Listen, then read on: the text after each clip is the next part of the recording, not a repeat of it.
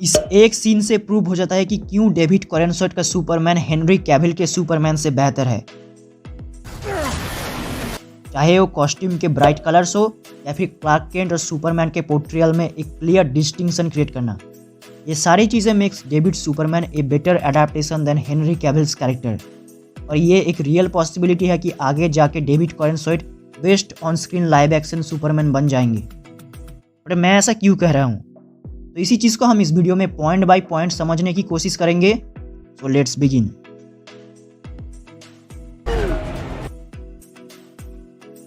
जब भी किसी फिक्शनल कैरेक्टर को स्क्रीन पे अडैप्ट किया जाता है तो जो चीज़ सबसे ज़्यादा मैटर करता है वो है डायरेक्टर का विजन।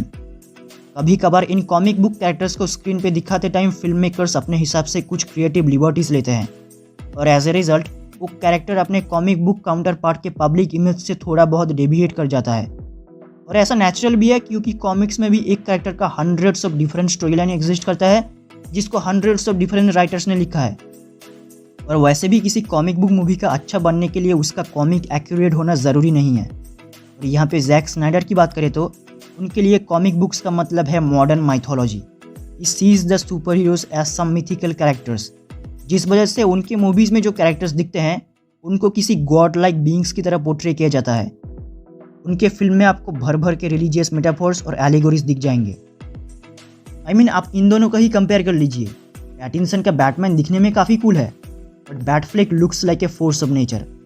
वही दूसरी ओर जेम्स गन के मूवीज़ का टोन बहुत ही लाइट हार्टेड रहता है compare to Snyder serious tone. Superman का ट्रेलर देख के ही लगता है कि फिल्म काफ़ी बोल्ड, वाइब्रेंट और मोस्ट इम्पॉर्टेंटली कॉमिक बुक की फील होने वाला है, जो मेरे हिसाब से सुपरमैन जैसे कैरेक्टर के लिए परफेक्ट है। स्नाइडर के डीसी मूवी शुरू से ही एक फिलोसॉफिकल और आर्टिस्टिक रूट को फॉलो करते आ रहे हैं। Throughout the story Clark की इनर और आउटर जर्नी को दर्शाया गया है। कैसे एक हीरो अपने जर्नी में डिफरेंट चैलेंजेस को फेस करता है, कैसे वो अपने इनर कॉन्फ्लिक्ट्स को ओवरकम करता है और इन डिफिकल्टीज को ओवरकम करने के बाद उसके अंदर जो ट्रांसफॉर्मेशन आता है वो इन स्टोरीज का मेन फोकल पॉइंट रहा है। दूसरी तरफ जेम्स गन अपने मूवीज़ में कैरेक्टर की इमोशनल डेप्थ्स को एक्सप्लोर करना ज़्यादा पसंद करते हैं और सुपरमैन में भी वो कुछ ऐसा ही करने वाले हैं। सुपरमैन एक ऐसा कैरेक्टर है जो अपने काइंडनेस और ऑप्टिमिज्म के लिए जाना जाता है और जेम्स गन को मालूम है कि ऑडियंस को क्या चाहिए। ट्रेलर से तो यही लगता है कि मूवी में क्लार्क का ह्यूमैनिटी और ह्यूमन कनेक्शंस को बहुत ही अच्छे तरीके से दिखाया जाएगा, चाहे वो बच्चों को बचाना हो या फिर एक रोबोट के लिए आंसू बहाना।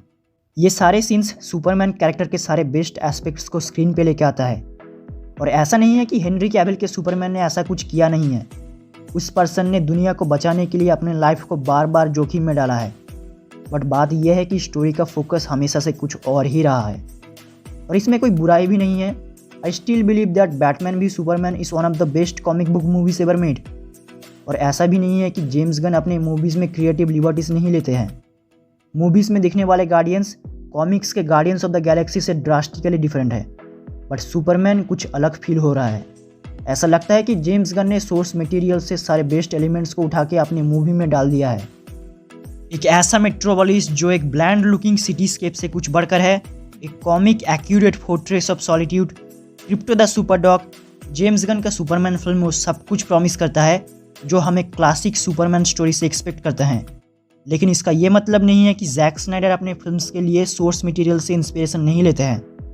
There are plenty of sequences जो डायरेक्टली कॉमिक्स और एनिमेटेड सीरीज से उठाया गया है, बट प्रॉब्लम ये है कि ये सारी चीज़ें मूवी के इंटेलेक्चुअल कॉम्प्लेक्सिटीज़ और थीमेटिक डेप्थ्स की गहराई में खो जाते हैं।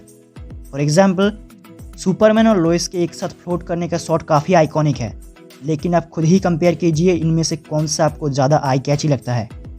मेरे हिसाब से obviously the left one. But in सब चीज़ों के बाद भी इस फिल्म के खुद के कुछ खामियां हैं।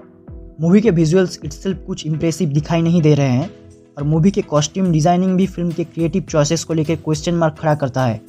हम लोग सुपरमैन जैसे ब्लॉकबस्टर से तो इससे बेहतर ही एक्सपेक्ट करते हैं। वहीं पे हम सबको पता है कि DCU के सुपरमैन फिल्म्स विजुअली कितना स्टनिंग है and Henry Cavill simply looks majestic in that costume. So ये था आज का वीडियो। एट द एंड मैं यही कहना चाहूँगा कि हेनरी कैविल के सुपरमैन के लिए हमारे दिल में स्पेशल जगह तो रहेगा ही। उसी के साथ मैं ये भी होप करता हूँ कि डेविड का सुपरमैन हमारे एक्सपेक्टेशंस को मैच कर पाए। मिलते हैं आपसे नेक्स्ट वीडियो में। Thanks for watching.